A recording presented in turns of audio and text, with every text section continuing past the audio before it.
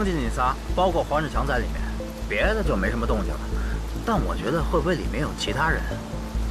这小区还有没有别的出口？全封锁了。行，我去看看啊。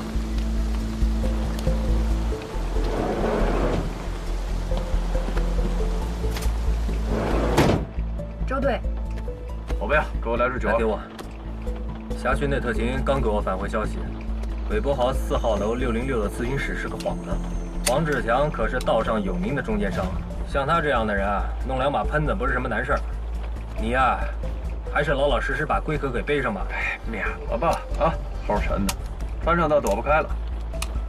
哎，老关，你就别上去了，好，你也别上去了，在这陪着老关吧。周队，我们真的不需要申请巡查，还有特警支援啊。2个支队在这荷枪实弹，有备而来，再叫增援，不怕人笑话啊？各组注意，疏散楼道的居民，行动！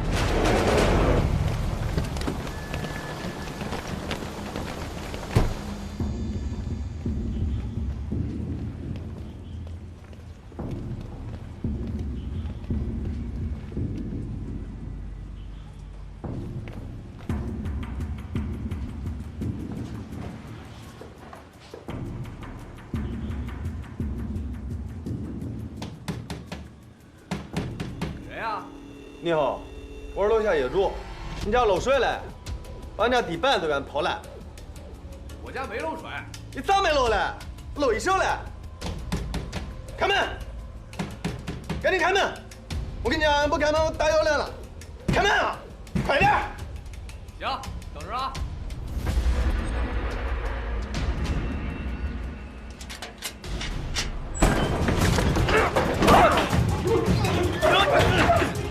别动，都别动！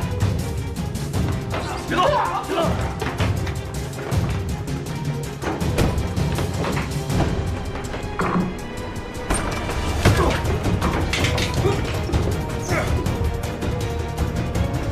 扣着。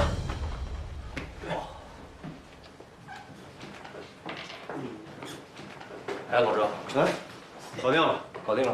啊！哎，过来，怎么才4个，还少1个呀？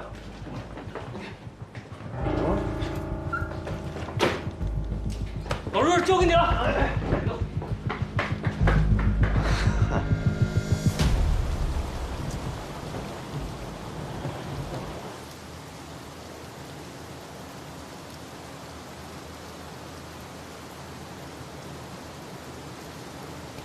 咱们还是别往里进了，抓捕行动毕竟有风险。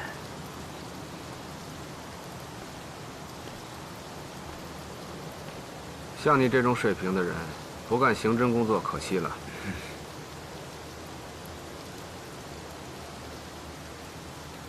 我弟弟的案子你知道吗？有耳闻。你觉得里面有什么疑点？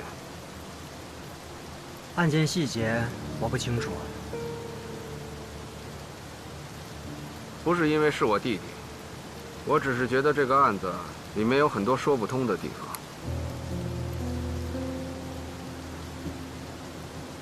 官队问我这些是什么意思？没什么意思，只是觉得如果是你的话，应该能看出很多蹊跷。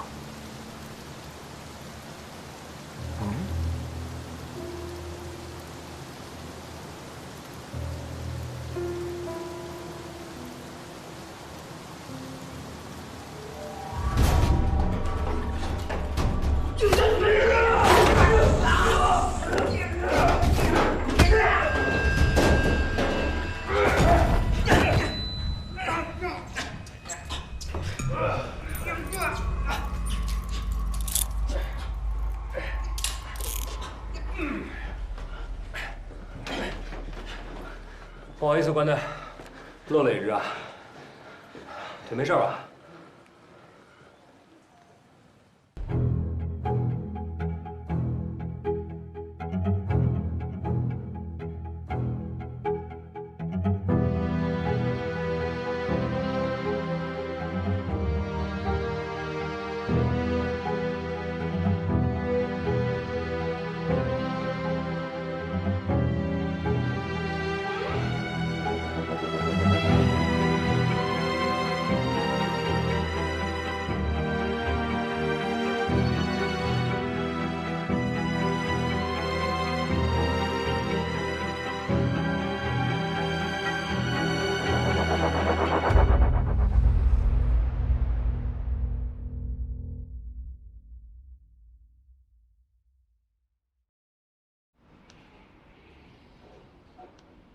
给你喷点药吧。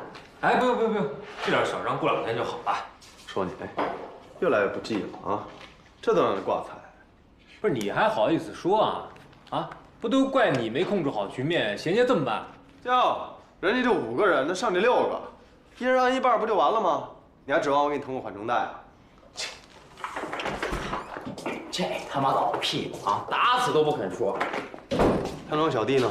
还小弟呢，那一个个胸大无脑，那胸都多的了都，知道个屁呀，知道。我们从黄世强家里和公司起户的现金里确实有部分连号，而且跟曹艳茹从银行里取出来的连号是吻合的。现在这个人证物证都有了，关键是怎么找到他雇来的杀手呢？哦，这是黄世强的手机，我们发现里面有一条在案发2小时之后收到的信息。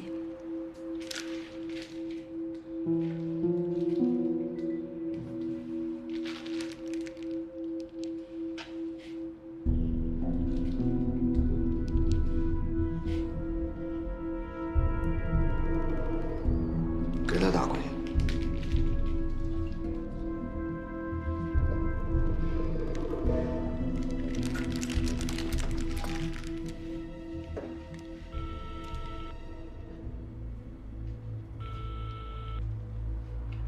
姓黄的。喂。哎，那个强哥不在，有什么事儿跟我说。那钱你还好意思要吗？啊？废他妈什么话呀！我们活干得那么漂亮，凭什么不给钱？剩下那20万，一个子儿都不能少。瞎他妈嚷嚷什么？啊？一会儿把警察都嚷嚷来了。哼，不可能，那帮傻逼这会儿正纳闷这车震杀手怎么又杀人了呢，绝对牵扯不到咱们身上。白痴！你说什么？我说你白痴，谁让你把那女的杀的？不是网上说那个杀手从来都是杀1男1女的吗？再说了，我们多杀了一个，又没让你加钱。加他妈屁钱啊！啊！你把雇主都杀了，还他妈好意思要钱啊？啊？你事先也没说他就是……别他妈废话！我告诉你，这买卖算是赔到家了。强哥说了，20万没有，最多10万跑路。啊，拿着钱赶紧滚蛋，避避风头再说。兄弟，你这别跟个娘们儿似的唧唧歪歪了，银行转账容易被查出来。这样，我拿现金给你，咱找个安全的地儿交易一下。啊，拿了钱赶紧离开京港。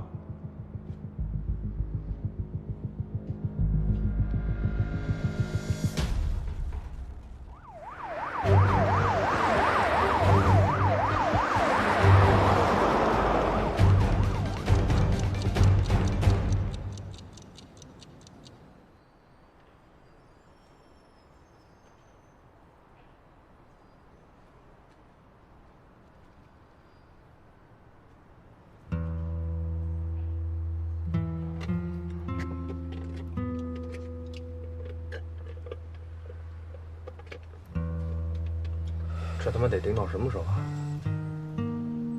别废话。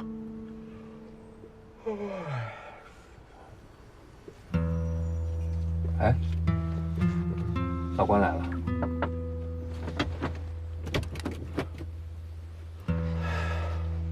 我说老关，你这买贴膏药买到爪哇岛去了啊？这大半夜的药店很难找啊。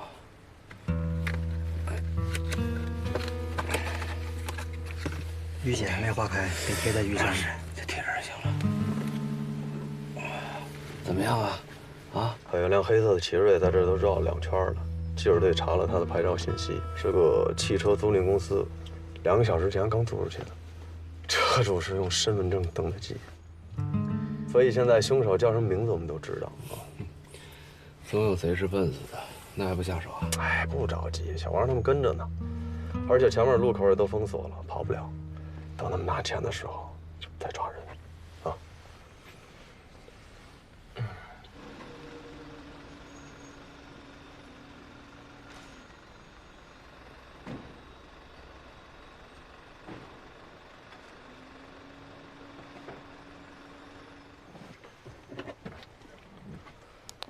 保险柜，保险柜，保险箱边上停辆垃圾车，你看见没？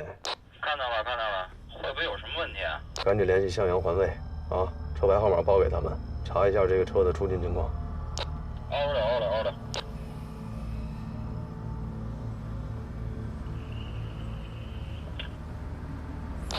核实过了，是正常的清理工作。那什么，出勤车辆和出勤人员都准确无误。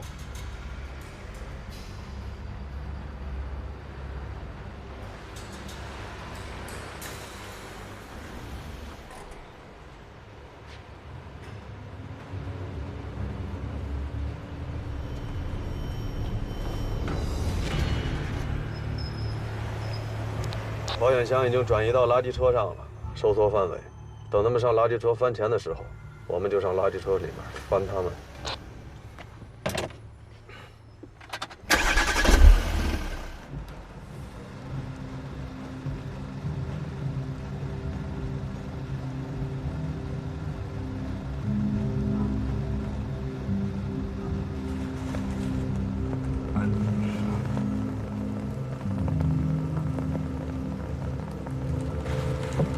哎呀，这你妈什么味呀！你他妈赶紧上来帮我找啊！你他妈！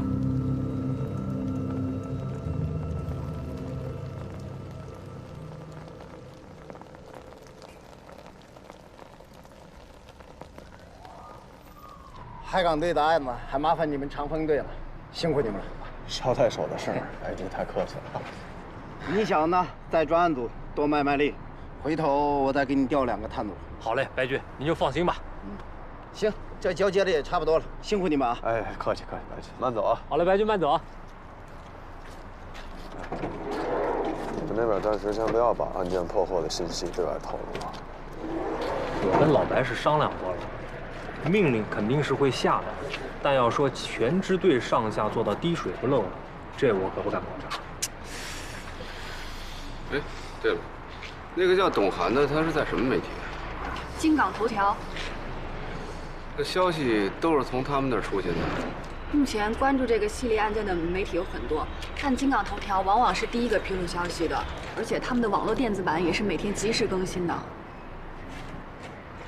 能不能把这些媒体记者给请过来？那感情好啊！一下逮那么多记者，市局就该让我脱衣服了。不，我不是说把他们放在对立面，我是想看看能不能跟他们合作一下，让他们给凶手散布一下假消息，这样对咱们破案也有利。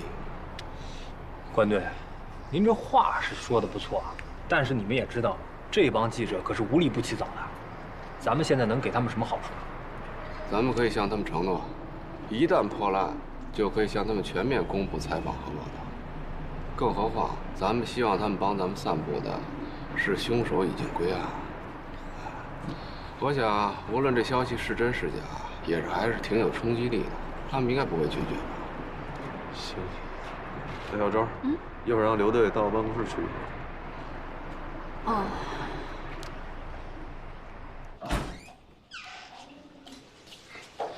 关队，物证鉴定中心说对捷达车的那个视频有初步成像的结果，问咱们什么时间去看？都这个点了，物证鉴定中心还有人吗？那就明天白天。如果没什么突破性的进展，叫他们把还原好的视频资料发过来就行了。好。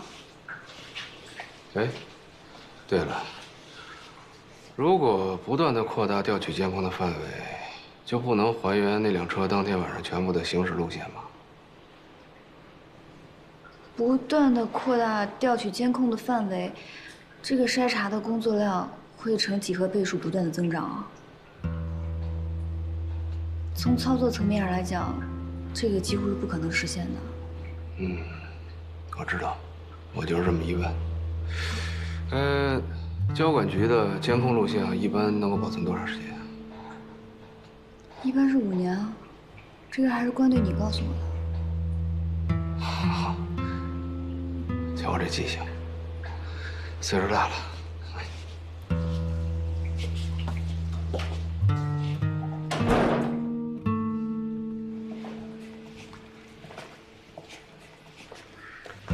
喂，好的，我是洪峰啊，想麻烦你，咱们局里能不能帮忙调取一下春节期间案发周围5公里范围内的监控录像，时间是30日晚上9点到12点。好，多谢啊。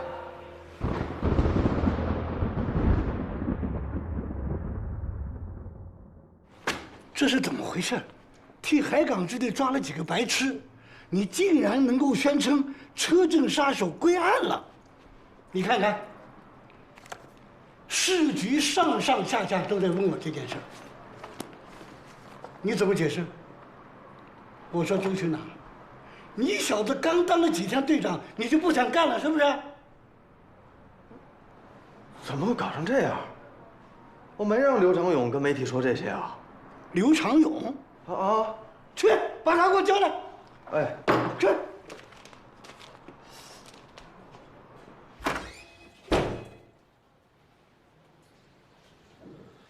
放心，老刘这雷只是仗势扛的，等案子一破，我就去坦白啊。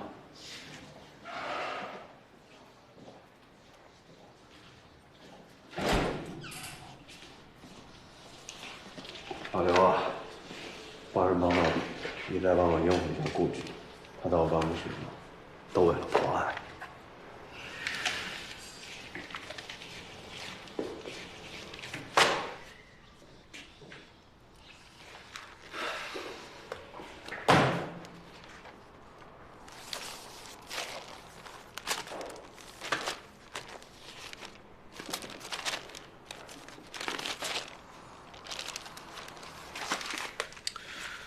媒体暂时会跟我们保持口径一致，但估计时间不会太长。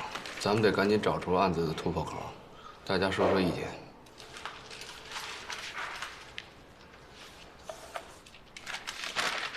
为什么都一样啊？你说什么？连续作案的凶手会随着作案次数的增加逐渐完善技巧，可这名罪犯尽管第一次作案后清理现场时间稍长，但技巧上几乎没有什么改善。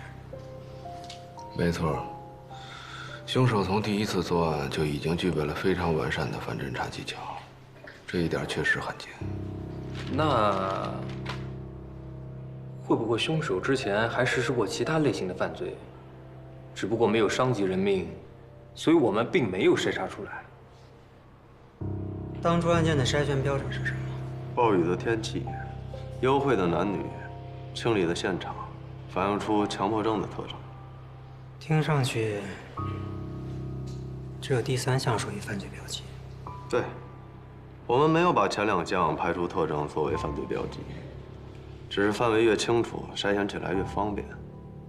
怎么着，范围出了问题？只有第3个条件是最难发生变化的。凶手第一次作案，也许和天气以及目标对象都无关。你们从一开始就错误地限定了范围。已经找到的4起案件当中，并没有包含他第一次杀人。我们还没有找到他的第1案。那你的意思是，重新筛查，找到这家伙的第1案。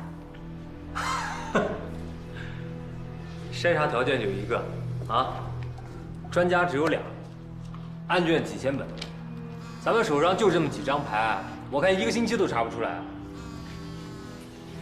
暂时放弃筛查除命案之外的其他暴力性犯罪案件，优先审查这次组卷号的。物证鉴定中心催咱们去看看捷达车的监控录像。不是说可以传过来吗？邮件发送好像违反鉴定中心的保密规定吧？我去一趟吧。要不要一块儿？也好，我给关队当回司机。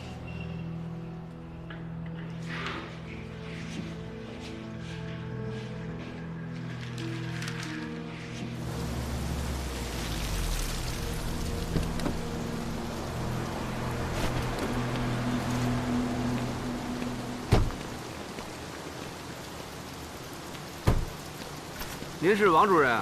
关队长，我是鉴定中心的王志格，欢迎啊。你好。这位是？这位是海港支队的顾问韩斌。啊，欢迎欢迎，来来来。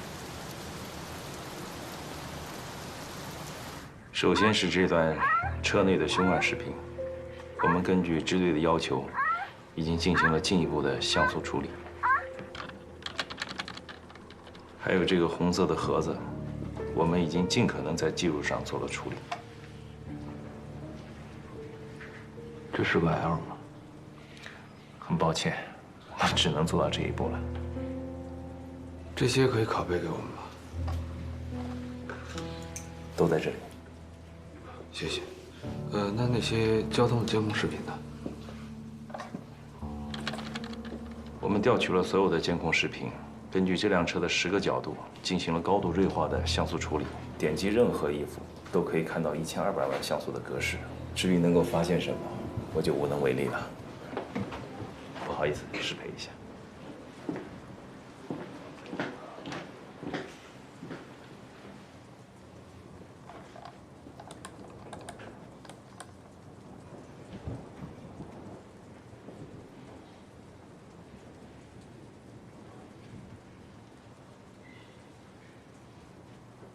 哎，你看这还原度这么高，这应该是……好像是不能灵异类的挂件，可惜没拍到凶手的面孔。目前也就倒车镜里面的挂饰是我们作为排查线索最有价值的东西。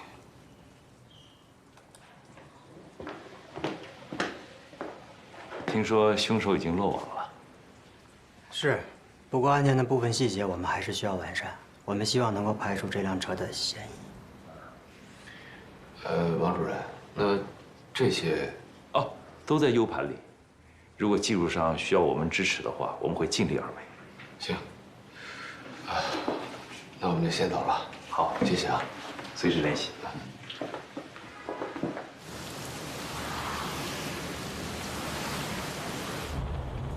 目前只能把倒车镜上面的饰品和可能的轮胎品牌作为筛查嫌疑车辆的特征，但我觉得作用不大。不过，我们现在已经把重心重新转移到寻找凶手的第一案上，而这方面的进展还是值得期待的。是啊，这也是咱们最后一根救命稻草了。这次的定位还是很精确的，凶手的第一案往往会暴露出更多的线索。说到定位，还是你提醒我的。哎，你洞察力这么强，为什么要刻意掩饰啊？大概是胆小怕事吧。毕竟是顶着我父亲的名义来协助工作的。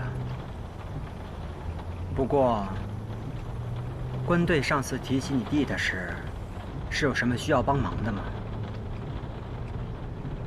也没什么，就是随便聊聊。啊，随便聊聊。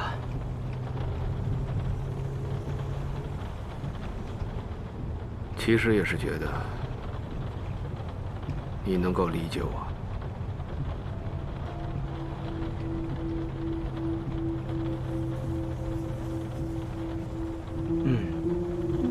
能理解。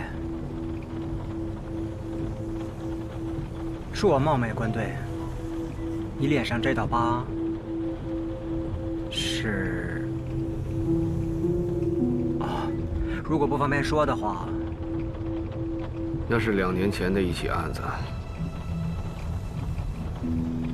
我得到线报，市局查了3年的军火走私案，那天在红安码头进行转移。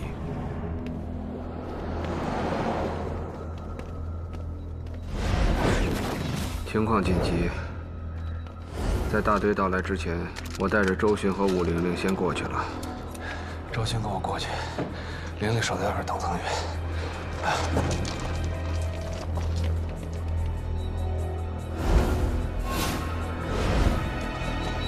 这边快点，警察已经发现我们了。他们负责指挥的匪首叫霞姐，她好像知道我们要来，所以转移的速度特别快。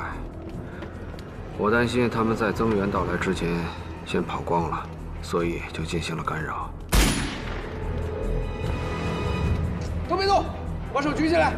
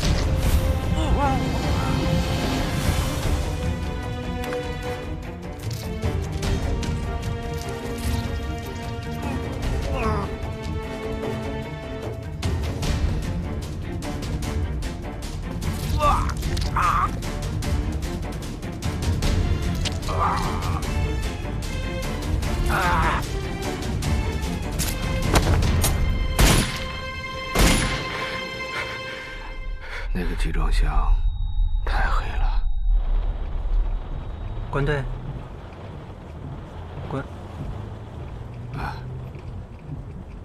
案子破了吗？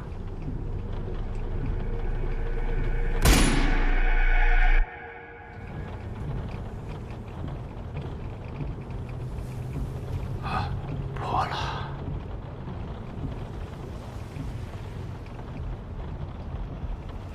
印象中，我在新闻里见过你弟的照片，你们是孪生兄弟。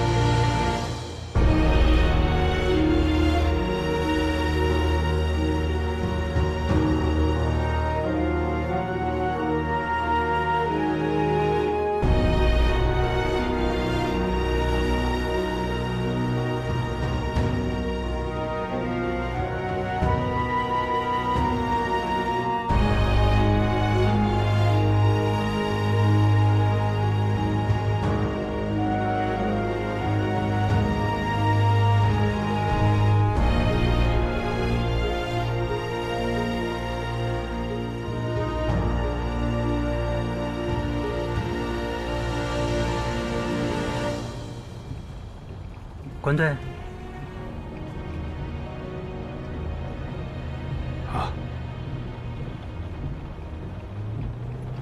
印象中，我在新闻里见过你弟的照片，你们是孪生兄弟。那你有没有想过，也许这起灭门案，并不是冲他去的？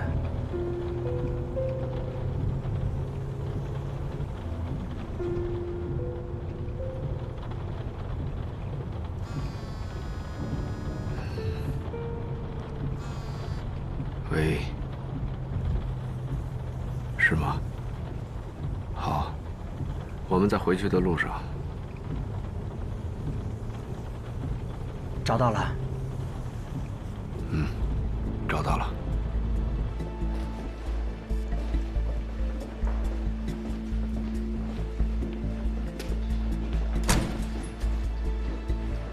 陆老师，找到一起5年前的案件，没有雨天，地点也不是在车内，被害人也并非一男一女，但是凶手把现场清理得非常干净，整个现场都没有搜到半枚指纹。确实很像，冷却期很稳。而且卫生间的毛巾和香皂都使用过，之后又整齐地恢复了原位。即便是在会反侦查的罪犯当中，这种情况也是非常罕见的。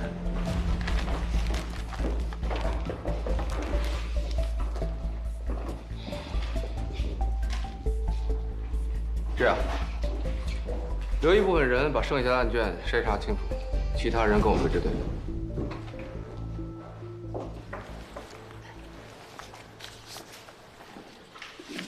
关队，相关的物证呢？已经通知市局物证科去调取了。记者队给我盯着，天黑之前我要看到所有的证物。好。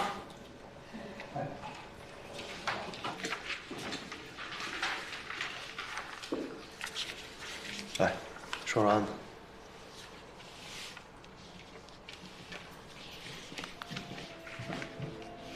5年前的这起案子，案发地点是在杏林路以西的自由行快捷酒店206号房间，尸体是第2天早上服务员打扫卫生的时候发现的。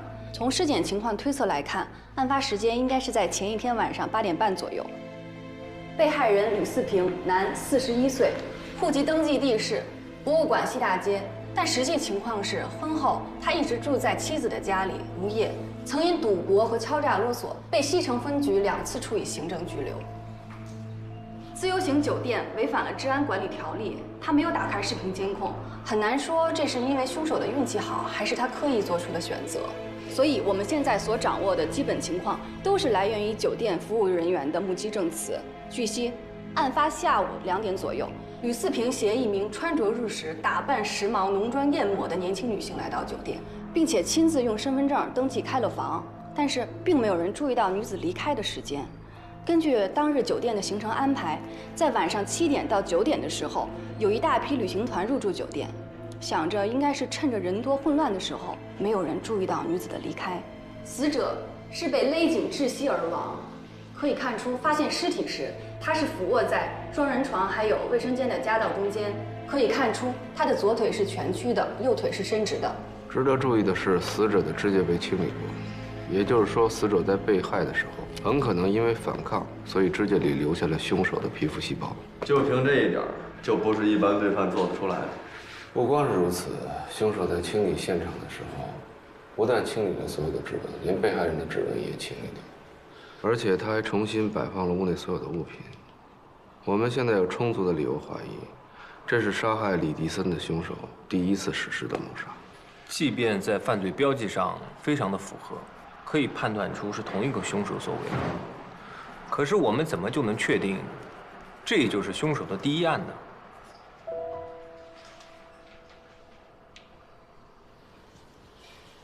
凶手作案后，把整个房间收拾得整洁有序，却任由尸体像烂泥一样卷伏在地上，这体现出凶手对被害人极度的侮辱和藐视。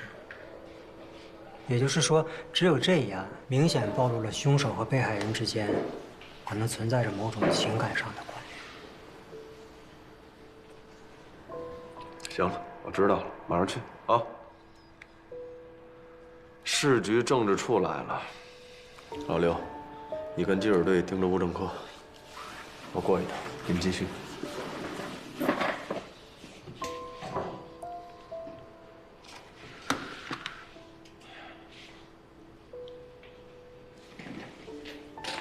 哎，我是星辰啊。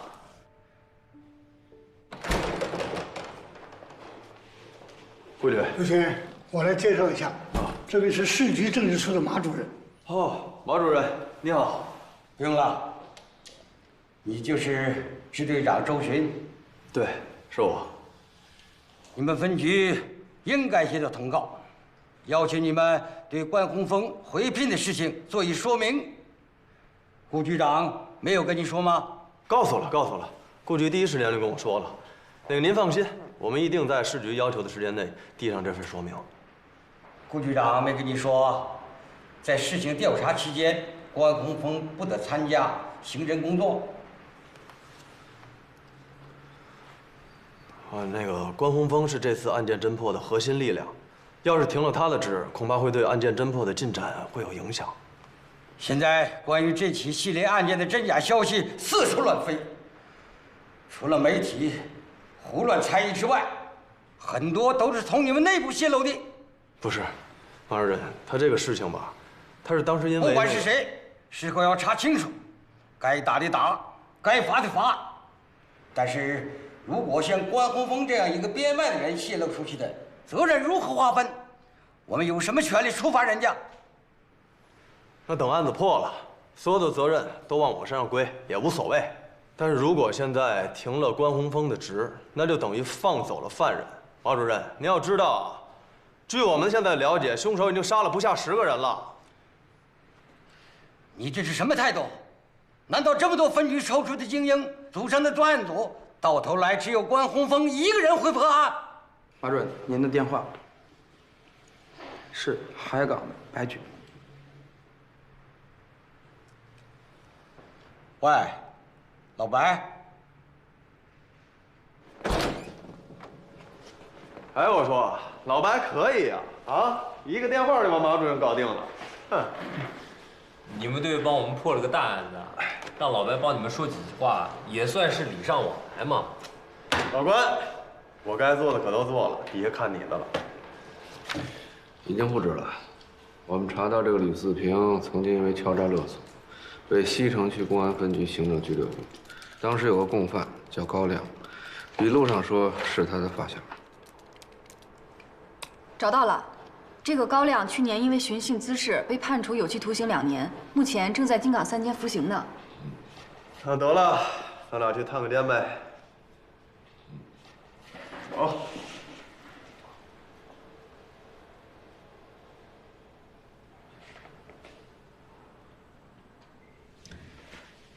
带上我吧。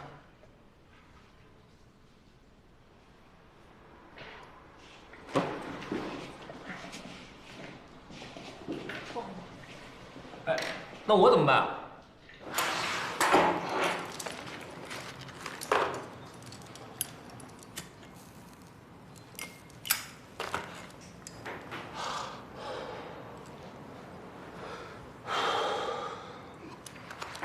蒋同志，那我这儿算不算有立功表现啊？还想接着抽吗？哎，就那么一说。四平是我发小，这小子屁股上哪边长了痣，我都知道。你想知道什么，尽管问。你们俩因为敲诈勒索被拘留过，说说当时具体情况。嗨。当时哥俩就是冒充联防，抓点那个打野炮，这个搞破鞋的。干了几起啊？别提了，一次都没成。你这哥俩当时也不知道啊，08年那会儿就已经取消联防编制了。一次都没成功？我是没成，四平好像是成过一次，有个家伙。跟老同学在车里打快炮，正好被四平逮个正着。那家伙可能是怕丢了工作，或者是怕老婆知道吧，不但把身上所有的钱都给了四平，连手表都撸下来了。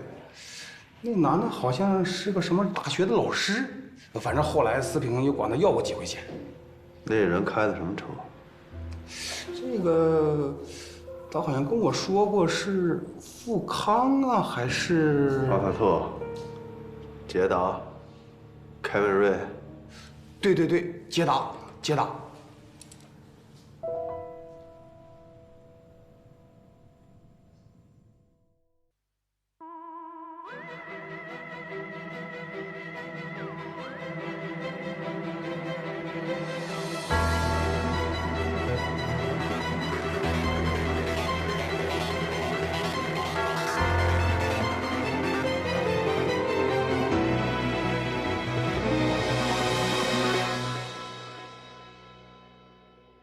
我们之间没有眼神的关系，没有相互占有的权利，只在黎明混着夜色时，才有浅浅重叠的片刻。白天和黑夜只交替没交换，无法想象对方的世界。我们仍坚持各自等在原地，把彼此站成2个世界。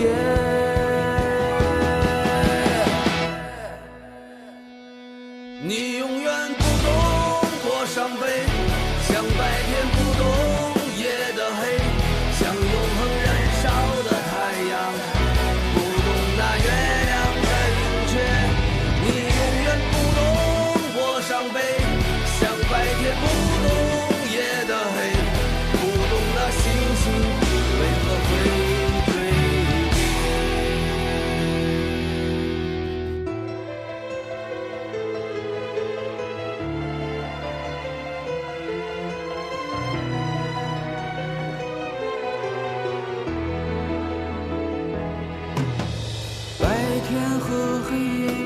只交替没交换，无法想象对方的世界。我们仍坚持各自等在原地，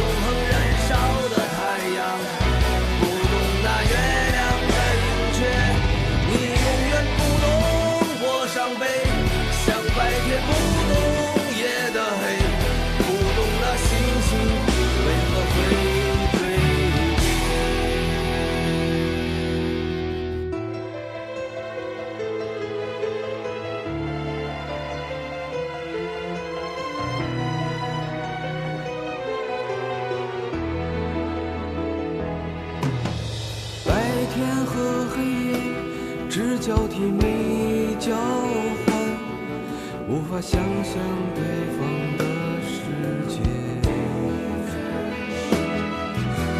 我们仍坚持各自等在原地，把彼此站成两个世界。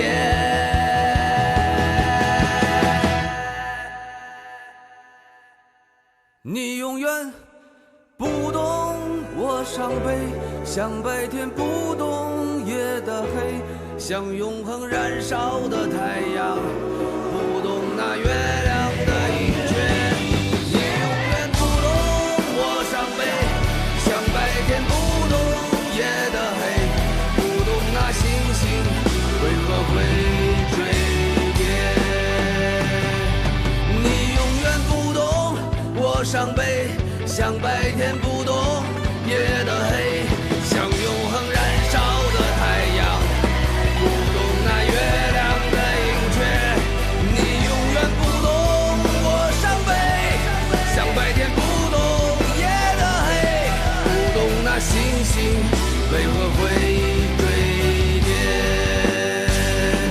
不懂我伤悲，就好像白